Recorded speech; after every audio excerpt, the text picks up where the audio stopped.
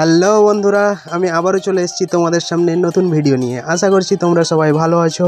তো এই প্রথম আমি আমার ভিডিওতে সামনে এলাম। তোমরা দেখতেই পাচ্ছ আমি সামনে চলে এসেছি। তো আমরা দুইজন বন্ধু মিলে এখন বেরিয়ে পড়েছি রঘুনাথগঞ্জ যাওয়ার উদ্দেশ্যে। আমার বন্ধুর নাম হলো শ্রীকান্ত মণ্ডল। তো রাস্তায় যেতে যেতে হঠাৎ করে আমার বাইক বলল যে আমার খুব তৃষ্ণা পেয়েছে, আমি কিছু জল খাবো। আমি বললাম নো প্রবলেম বাবু, চলো তোমাকে নিয়ে যাচ্ছি ওয়াটার ট্যাঙ্কের কাছে। তো আমরা সোজা চলে গেলাম ওয়াটার ট্যাঙ্কের কাছে। এরপর আমি রাস্তায় যেতে যেতে কিছু পড়ে থাকা গাড়ি দেখতে পেলাম। আমি বন্ধুকে বললাম একটা তুলে নেব, কুড়িয়ে নিই। তো বন্ধু বললো না ব্রো, ওগুলো পড়ে নেই, ওগুলো পার্কিং করা আছে। আমি বললাম সরি ব্রো, মাই মিস্টেক। তো আমরা এখন চলে এসেছি উমরপুর বাস স্ট্যান্ডে। আপনারা দেখতেই পাচ্ছেন উমরপুর বাস স্ট্যান্ডের ভিউটা। আশা করছি এই এলাকার প্রত্যেকটা মানুষই এই বাস স্ট্যান্ডে এসছেন।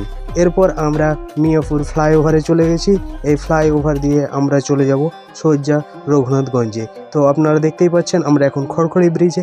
আমাদের আজকে রঘুনাথগঞ্জ আসার একটাই উদ্দেশ্য যে আজকে আমার বন্ধুর ছুটি ছিল অফিস। সো বন্ধু বললো চ কোথাও থেকে ঘুরে আসা যাক। আমি বললাম ঠিক আছে চল, তাহলে কোথায় যাবি? বললো চ রঘুনাথগঞ্জে। গিয়ে আমরা বাস স্ট্যান্ডে প্রথমেই দুইজনে 2 কাপ চা নিয়ে খেতে লাগলাম। তারপর একটু এদিক সেদিক ঘোরাঘুরি করলাম। তো হঠাৎ সামনে দেখতে পেলাম আমরা সিটি বাজার মেট্রো। তো বন্ধুকে বললাম তাহলে চল আমরা সিটি বাজার মেট্রোটা একবার ঘুরে আসি। নো প্রবলেম, চলো। তো আমি চলে যাচ্ছি, দেখুন আপনারা ভিতরে ঢুকছি। আর এরপর আমরা পৌঁছে গেলাম সিটি বাজার মেট্রোর ভেতরে। আপনারা ভেতরের ইন্টেরিয়রটা দেখতেই পাচ্ছেন। তো এরপর আমরা কেনাকাটা স্টার্ট করে দিলাম। তো বন্ধু কেনাকাটা স্টার্ট করে দিয়েছেন। দেখুন বন্ধুর একটা টি শার্ট পছন্দ হয়ে গেছেন, নীল কালার যদিও। তো বন্ধু তবুও আর একটার জন্য দেখছে। আমি এখনও কোনো কিছু ডিসাইড করতে পারিনি যে আমি কি নেব। তো আমিও দেখছি, এখনও কন্টিনিউ আমাদের দেখাশোনা চলছে। তো বন্ধু নীল কালারটা সিলেক্ট করে নিয়েছে।